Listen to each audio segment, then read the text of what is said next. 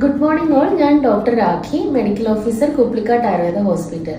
ഇന്ന് May 29 world digestive health day അഥവാ ലോക ദഹനാരോഗ്യ ദിനം.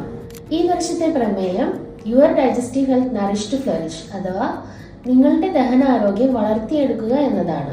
നമ്മുടെ ദഹനാരോഗ്യത്തെ ബാധിക്കുന്ന കാര്യങ്ങൾ എന്തൊക്കെയാണെന്ന് നമുക്കൊന്ന് നോക്കാം.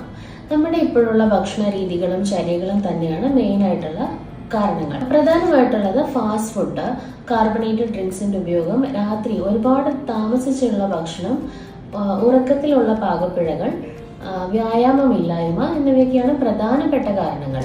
ഇവ ദഹനക്കേട്, നെഞ്ചിരിച്ചിൽ, മലബന്ധം, കുറച്ച് ഭക്ഷണം കഴിക്കുമ്പോൾ തന്നെ വയറ് വീർത്ത പോലെ തോന്നുക, ഭക്ഷണം കഴിച്ച ഉടനെ മലം പോവാൻ തോന്നുക മുതലായ ചെറിയ ലക്ഷണങ്ങൾ മുതൽ കുടലിന്റെ ക്യാൻസർ വരെ ഉണ്ടാക്കാം. ദഹനാരോഗ്യത്തിനെ ശരിയാക്കുന്നതിന് വേണ്ടി നമുക്ക് എന്തൊക്കെ ചെയ്യാൻ പറ്റും? ഒന്ന്, നമ്മുടെ ഭക്ഷണം ശ്രദ്ധിക്കുക. ഭക്ഷണത്തിൽ നാരുകൾ ഉൾപ്പെടുത്തുക. പഴങ്ങൾ, പച്ചക്കറികൾ മുതലായവ അധികമായിട്ട് ഉപയോഗിക്കാൻ ശ്രദ്ധിക്കുക. രാത്രി ഒരുപാട് താമസിച്ചുള്ള ഭക്ഷണം വേണ്ട.